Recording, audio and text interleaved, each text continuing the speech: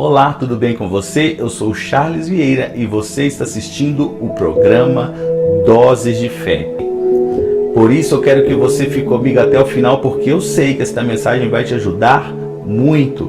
Mas antes, eu gostaria de te pedir, deixe o seu like, para que esta mensagem possa alcançar mais pessoas. Se porventura você é novo por aqui, se inscreva e faça parte da família Doses de Fé. E não se esqueça de ativar o sininho, para que você seja informado todas as vezes que sair um vídeo novo aqui no canal.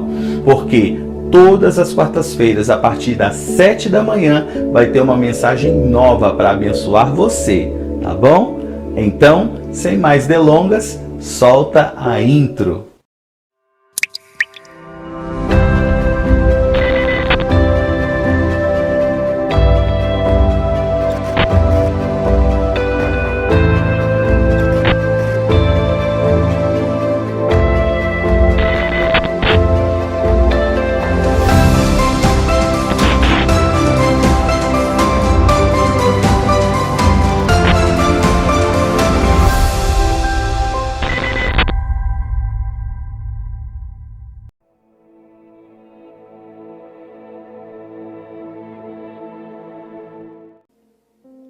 Agora, se eu permanecer na prática do pecado, isso pode me levar para um lugar onde eu vou perder aquilo que eu obtive de graça.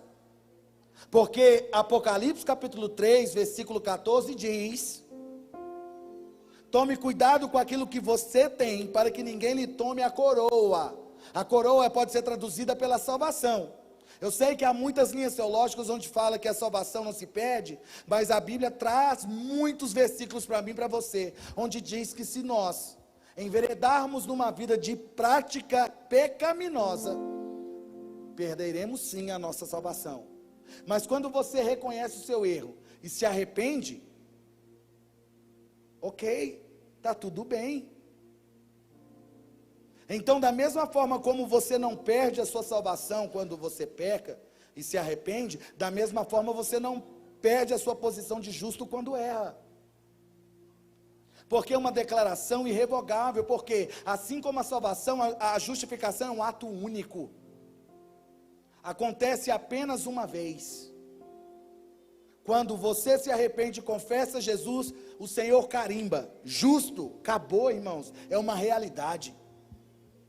Sabe por que as pessoas fazem confusão em entender essa verdade? Porque eles querem misturar justificação com salvação, justificação com santificação. E são coisas distintas, não são iguais. Elas têm propósitos diferentes. Se você não sabe, então você vai saber agora. A justificação, como eu disse, é o ato de ser declarado justo. E essa declaração se dá desde o momento que Cristo oferece o seu sangue e apazigua ou aplaca a ira de Deus. E eu quero que você entenda que a ira de Deus não é contra o ser humano, a ira de Deus é contra o pecado. Então, o sangue de Cristo aplaca a ira de Deus. E quando Deus teve a sua ira aplacada com o pecado, aí sim o homem recebe um novo registro em sua vida. Entenda, nas trevas, você tinha um registro contrário a você. Nas trevas, a Bíblia vai dizer que você era filho de Belial, inimigo da cruz de Cristo. Belial é um deus antigo, né? Um dos deuses que as pessoas adoravam. Então, quando usa essa expressão Belial, é para você também entender esse sistema mundano. Ok? Sim. Não, talvez. Sim ou não? Ah, ok. Então, Belial significa esse sistema corrompido, falido desse mundo. Então a Bíblia vai dizer que nós éramos filhos de Belial. O que significa ser filho de Belial? Que a gente andávamos de acordo com esse sistema corrompido. Éramos considerados inimigos da cruz de Cristo. Esse era o relato contrário a nós. E era mentiroso esse relato? Não, por causa do pecado, todos foram destituídos da glória de Deus, e a recompensa, entre aspas, de ser destituído da glória de Deus, é ser considerado inimigo da cruz de Cristo, é de se colocar como inimigo de Deus e amigo do mundo. É andar no lado oposto de tudo aquilo que a palavra, o evangelho ensinam. Entende? Esses eram os registros. Por isso que Paulo vai falar de uma escrita de dívida. Um documento que era danoso a mim e a você. Por causa dele, nós não poderíamos relacionar com Deus. Porque havia um escrito contrário. Mas, através da sua obra redentora, Cristo nos tira das trevas e nos trouxe para onde? Para a luz.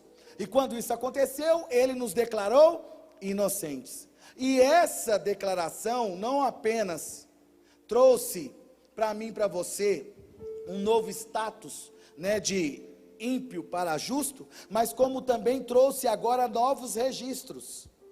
Os registros antigos ficaram para trás. Tudo se fez novo.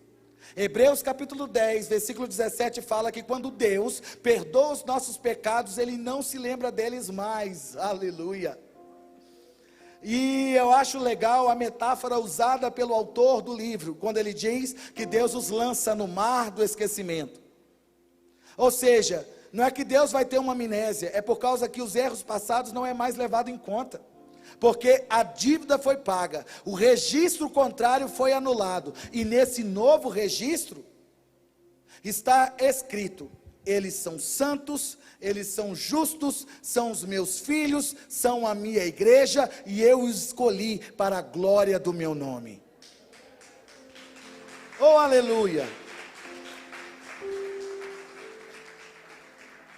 Então, nesses registros declaram que eu e você somos uma nova criatura, ninguém pode mudar isso, ok? Isso acontece quando nós aceitamos a Cristo e nascemos de novo. Agora, quando se trata da santificação, entenda que não é um ato único, assim como salvação e justificação são. A santificação é um processo, é evolutivo, é gradativo, é diário. Agora, qual é o propósito de Deus com a santificação? Entenda, o propósito dele com a justificação é declarar a pessoa justa. Dizer que no Serasa espiritual ela não deve mais nada. Aproveitando a brecha, se você deve alguma coisa no Serasa da terra, eu declaro suas dívidas quitadas em nome de Jesus. Sei lá porque veio isso na minha cabeça, recebe aí, meu irmão. Então, voltando aqui, fechando parênteses. As coisas doidas que acontecem, né, gente? O culto é do Espírito, ele fala o que ele quiser, né? Então, no Serasa espiritual, você tirar hoje uma certidão espiritual, simbolicamente falando, vai estar escrito lá, nada consta no nome do João, da Maria, nada consta no nome do Charles, nada consta, porque Cristo pagou a dívida. Então, esse é o propósito da justificação. Mas qual é o propósito da santificação? O propósito da santificação é transformar a mim e a você, a cada dia, mais parecidos com Cristo. Entende isso? É onde a minha vontade é subjugada à vontade dEle. Onde o meu coração se converte ao dele, onde a minha mente se submete à mente dele. Na santificação, Deus vai aparar as imperfeições, vai modificar o que precisa ser modificado, vai enaltecer o que precisa ser enaltecido, ou seja, a gente passa de fato por uma transformação. É como se nós estivéssemos num casulo, e nesse casulo Deus vai colocando as nossas asas, vai reparando questões de temperamento, de comportamento. Por isso que o cristão, com esse papinho de falar que eu sou assim, é papo furado, blá blá blá, fala muito, pode parar. Se nós temos Deus e a sua palavra, Ele nos muda, irmãos. Tem esse negócio, eu sou assim, vou morrer assim, uai, o que é isso? Você não vai deixar Deus, através da santificação, te mudar? Você ser uma pessoa mais calma? Se você não tem estupim, Deus vai fazer o estupim brotar. Mesmo que ele seja como um grão de mostarda, daqui a pouco ele vai estar igual uma árvore frondosa. E se o seu estupim é grande, vai ficar maior ainda.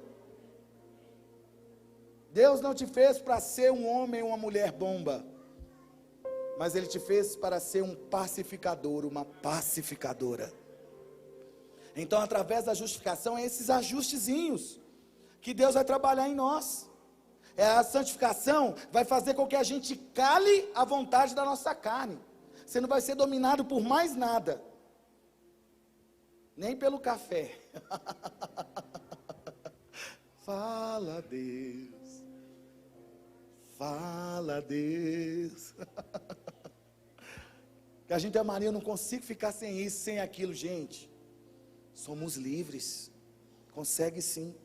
Somos livres. Ah, pastor, tomar café é pecado? Não. Que isso, eu também tomo muito café, eu gosto demais.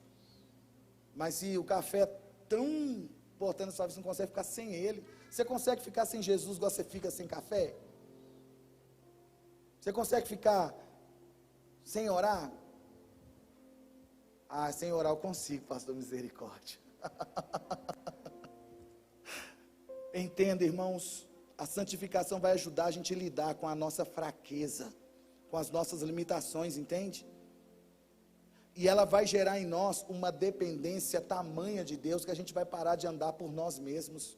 Você nunca mais vai seguir a sua cabeça, quando você começar a viver esse processo santificador do Espírito Santo na sua vida, porque vai gerar uma dependência tão gigante, tão absurda no bom sentido, que até para respirar você vai falar: Senhor, me ajuda a respirar, porque eu preciso da sua ajuda. Por isso que Deus quer, através desse processo, nos transformar mais parecidos com Cristo. Por isso que a gente não pode confundir justificação e santificação. Mas fechando parênteses, Paulo vai ressaltar verdades como esta, onde ele vai dizer que a declaração vem da parte de Deus, e essa declaração ela é oriunda de uma fé depositada na palavra. Olha que coisa linda, João capítulo 3, versículo 16 fala: Deus amou o mundo de tal maneira. Essa palavra tal significa Deus amou o mundo de forma tão surpreendente, de uma forma imensurável, de uma forma incondicional, que Ele foi capaz de dar, de enviar, de mandar o seu Filho. Agora entenda, a gente pode trocar aqui nesse texto, parafraseando, ao invés de usar a palavra filho, nós podemos usar a palavra palavra. Porque a Bíblia diz em João capítulo 1, versículo 14, que a palavra, o verbo, se fez? Não ouvi, se fez carne e habitou entre nós. Então, parafraseando o texto de João 3,16, podemos dizer: Deus amou o mundo de uma forma tão incondicional, que motivado por esse amor, Ele enviou a sua palavra, e todo aquele que nela crê, não vai perecer, mas vai ter o que? Vida eterna. Então perceba, a justificação é um ato de Deus, mas tem como base a palavra, que é ativado por quê? Pela fé. Entenda, se a justificação ela vem de Deus e é ativada pela fé, isso nos faz entender, irmãos, que não é algo que o homem consegue fazer dele mesmo. O ser humano não é capaz de se auto-justificar. Somente Cristo pode justificar a mim e a você. E quando essa justificação acontece, Deus nos vê e nos trata dali para frente como se nós não tivéssemos pecado no passado. Isso é tão lindo, irmãos, porque às vezes o ser humano marca. Se você comete um erro, às vezes você é marcado pelas pessoas e elas não esquecem. E muitas das vezes as pessoas se relacionam com alguém que um dia infringiu alguma coisa, baseado no seu passado, então relaciona com ela com ressalvas. Porque na mente dela ou no coração dela sempre vem aquele pensamento: ah, um dia ela fez isso. Mas você sabia que não é assim que Deus relaciona com você ou comigo? Graças a Deus por isso. Quando Ele olha para mim e para você, Ele vê a graça do seu Filho, o sangue aspergido na cruz, purificando esse templo que outrora era impuro, mas hoje se tornou a casa favorita de Deus, um templo que estava corrompido, mas agora não mais, porque habita o Espírito Santo, um templo que foi adornado, foi limpado, foi reformado, foi transformado, foi refeito, e hoje carrega a própria vida e a glória de Deus.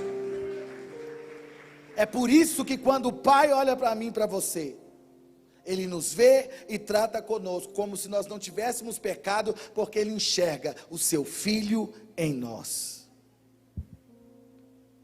Através da sua misericórdia, através da sua bondade e fidelidade, ao longo da história da humanidade, irmãos, antes da plenitude do Evangelho trazer de forma clara a revelação do que é justificação, nós vamos ver Deus ao longo das Escrituras, ressaltando essa verdade. Por isso que Paulo menciona duas palavras, leis e profetas. Quando ele fala sobre a lei, falando de um cordeiro redentor, de um sacrifício, de derramar um sangue, toda a simbologia da lei, estava apontando para aquilo que um dia aconteceria no Calvário, irmãos. Entenda todos os rituais da lei. Para você entender isso ainda melhor, basta voltarmos a Levítico 16. Quando a Bíblia vai falar dos 2 bodes emissários ou expiatórios. Um era imolado, era abatido, e o seu sangue era aspergido no Santo dos Santos, sobre o propiciatório. O que é o propiciatório? Era a tampa da Arca da Aliança, onde ficavam os 2 querubins, um de frente para o outro. E ali, o sangue era aspergido. E é interessante, irmãos, eu não sei se você já parou para pensar sobre isso, por isso que a gente tem que estudar a palavra de Deus, que ela é tão rica e nos ensina tanto. Você já parou para pensar que dentro da Arca da Aliança ficavam as 2 tábuas da lei? E por que o sangue era aspergido? Justamente sobre a tampa que estava em cima das 2 tábuas da lei. Para você entender que naquele momento que o sangue ali era aspergido, a ira de Deus contra o pecado estava sendo aplacada, porque a santa lei de Deus estava recebendo naquele momento pagamento. E naquele instante ocorria a quitação da dívida, do débito, e as pessoas eram perdoadas dos seus pecados. Olha que coisa linda, irmãos. Mas o segundo bode, ele recebia em sua cabeça a mão do sacerdote. E esses sacerdotes então faziam uma oração, como se fosse uma transferência, simbolicamente dizendo, onde eles oravam, se arrependendo dos seus erros, das suas culpas, das suas transgressões. Aí então ele punha a mão sobre aquele bode e ele orava nesse sentido. E a sua oração e esse ato, esse rito, simbolizava no mundo espiritual que naquele momento o pecado do povo estava sendo transferido para aquele bode. E depois que o bode recebia sobre si todos os pecados do povo, o próximo passo era ele ser removido do arraial. Ele era levado para longe. Aí agora a gente tem que ir para Isaías 53. Pois a palavra hebraica para tomou ou levou sobre si é a palavra nasa. E a palavra nasa significa remover para longe. Coisa linda. Então perceba, a lei já apontava aquilo que um dia aconteceria, e isso foi sendo confirmado pelos profetas. Por esta razão que nós temos o texto de Cristo como sofredor, levando sobre si dores, maldições e pecados, pagando o preço necessário pela libertação do povo. Interessante, irmãos, que quando Cristo anda pelas ruas, carregando a cruz, sendo chicoteado, você vai ver que geograficamente Cristo não foi crucificado dentro dos muros da cidade, mas ele foi crucificado do lado de fora. Veja a semelhança. O bode levava sobre si os pecados, e o próximo passo era ser retirado do meio do arraial. Cristo leva sobre si os pecados, as dores, a enfermidade, e o próximo passo foi o quê? Ser retirado para fora dos muros da cidade. Olha como a Bíblia é perfeita, irmãos, e tudo se cumpriu exatamente como Deus disse.